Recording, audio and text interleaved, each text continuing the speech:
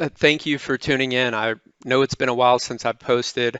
I've been working on a couple projects that I'll be sharing very soon, but in the meantime, I wanted to talk about app development and why I believe creating apps is not easy. Now, this video will go into a bit of history behind some of the drone work I've done, as well as a recent review from an end user that led me to create this video. So let's get started with just a brief trip down memory lane. I have the original video I posted was from May of 2012, so a little over 10 years ago.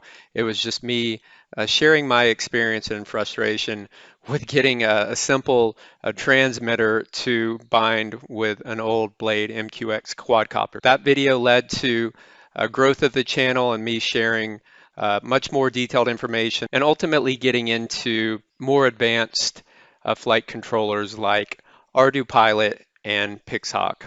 As I became more familiar with the hardware and constructing drones, I wanted to find a way to apply some of the stuff that I've learned in the software industry. So that led to the DJI SDK, which was released around 2015. At that time, you may remember the Phantom, and then ultimately the Mavic series came out in 2016, and that led to the creation of DronePan, which I tried to make open source. It was released in 2015, and what DronePan did was actually really cool. It was at the time a way to automate shooting panoramas. That was with the Inspire 1, Phantom, Mavic series drones, and that allowed you to take off, use the app to get a full autonomy and a panorama. Ultimately, you had to take the photographs and then stitch them using whatever software on your desktop. A couple years later, DJI ultimately released that capability within the Go app, and therefore a drone pan more or less became obsolete. A term that is used for this is to be Sherlocked. If you're not familiar with this, it refers way back to an old app that allowed a searching of the Mac file system, but Apple ultimately built that into the next version of OS 10, and that became Spotlight. So certainly no hard feelings. The DJI thing could have been intentional, could have been unintentional. You know, DronePan was never about really making money. It was just an open source effort to make DJI users' lives easier when they're out shooting panoramas. After DronePan, I took a step back and really searched for what I believed was an opportunity to take that concept of programming drones, getting students interested in STEM and STEAM concepts, and that led to the creation of DroneBlocks. A friend of mine was a teacher at the local elementary school where I would come in and help volunteer. We would build drones and do various electrical and programming related things. And so that led to the creation of the DroneBlocks app, which was released in 2017. It continues to grow. You can see all the different versions. And recently we released a Windows and Mac desktop version. It's built on Electron. If you're not familiar with Electron, it makes it easier to build desktop apps using JavaScript. This gets to the heart of the video. If you're thinking about creating an app or you have a business idea that's software related, the process of developing and writing an app is not the challenging thing. The challenging thing becomes dealing with end users. As you guys know, pretty much all apps today are free. There used to be a period of time where you would go to the store, let's say Best Buy, or there used to be a store called Babbage's, and you'd go in and you'd buy a shrink wrap box with your software. You would install it. Over time, with the release of the iPhone, it became a race to the bottom where people were thinking, how do we get as many users as possible? We'll make our apps free and then find other ways to monetize it. And now we know that that has led to crazy advertising models and just really kind of annoying in-app experiences. And I wanted to publicly share a response to a review that came in, mainly because the Windows app is relatively new. It's in the store, has a few hundred downloads, and we ultimately want to be able to respond to these type of comments. I feel like in today's climate, especially when apps are free, users sometimes feel a bit entitled to shared feedback without having the full context. Now, I will mention that as a developer, I've learned to have thick skin over the years just because, once again, developing apps is not the challenging part. It's training users, making sure users understand the ins and outs of the software, and really working hard to provide good support. Let's move forward with the breakdown of this review. The subject title is "Please Fix This Stupid Mistake." Says nobody added the start block. I can't find it anywhere in the listing, so the app is useless and you can't take off.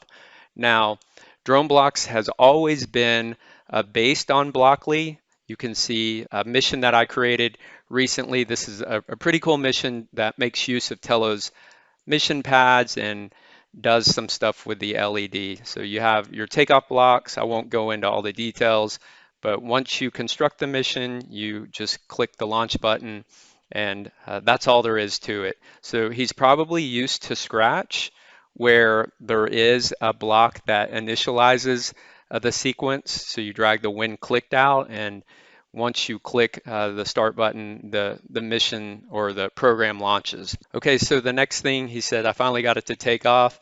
They don't need starts anymore. We never needed starts. Too bad there is no support page to figure out what the hell is happening. Some feedback on that. We have a vibrant developer community. We publish our support email address. In the menu, we have a getting started a guide that shows the ins and outs of DroneBlocks. And we also have our link to community forums. I'll go ahead and click that. If you decide to use DroneBlocks, you can get into the forums and post a message for us. Okay, so even more bad news, the program's unusable when I say takeoff and it launches. The drone randomly shuts off its motors and falls. The app is very buggy. I'll mention that, as you guys know, with SDKs and interfaces to hardware, developers are left with sending commands or interfacing with that through an API. In my case, when you click launch, all of these blocks get translated to commands that are supported by Telo, and never is there a command that would cause the drone to fall out of the air. We have a takeoff, we have a land, we have a bunch of other blocks, of course. So if the drone stalls or falls, maybe it overheated, there's a battery issue, it's very hard to handle those scenarios, but there's nothing that we're doing other than sending commands to it to control it. Okay, so the last bit of feedback was, why would you destroy the Chrome version of this? The Chrome version worked way better. This better be fixed. I'll tell this user that you got this app for free. It's been downloaded in the Chrome case over 300,000 times, or we have 300,000 users. So to address that specific feedback, one kind of punch to the gut was the fact that Google announced that they're no longer supporting Chrome apps. And in Chrome, we have our DroneBlocks app. You can download it and use it still to this day. But if you click on it, you'll see here it says DroneBlocks is no longer supported. All versions of Chrome apps won't open on Windows devices after December 2022. Well, you can still open the app, but ultimately, I guess my internet connection is down. But ultimately, that means that the DroneBlocks Chrome app will go away, and we've replaced it with the desktop app. So that was not a decision we made intentionally. We were forced into that predicament, and it has led to an overall better app, which, yes, it does probably have bugs. I'm not claiming to be the best software engineer. The good news is we can respond quickly, and the app has camera capabilities. It has telemetry. You can take photos, you can record video, get sensor data, work with mission pads, a bunch of stuff that you weren't able to do previously with the Chrome app. So I wanted to just take the time to respond to Alexander's comment here and just give you guys in the community that are thinking about apps a heads up. Don't ever be intimidated by the process of developing an app. There are many resources that you can look towards. You can find great developers online that will assist. The challenge really becomes your users and educating them. We've spent a lot of time with the app and apps that I've created in the past of trying to make the onboarding experience easy, providing the ability to get involved with the forums in the community and ask questions. And I'll wrap up this video by saying if you have a Tello or know someone that has one, it's super easy to get up and running with DroneBlocks. The app is totally free across pretty much all of the platforms. And I really wanted to just say thank you guys for following along with the journey, providing feedback. I feel like there's been incredibly constructive conversation on the channel over the years. Stay tuned for some upcoming projects. I'm working to make DroneBlocks compatible with PX4 based drones, which is personally very exciting to me. So thank you for tuning in, and until next time, thanks for watching.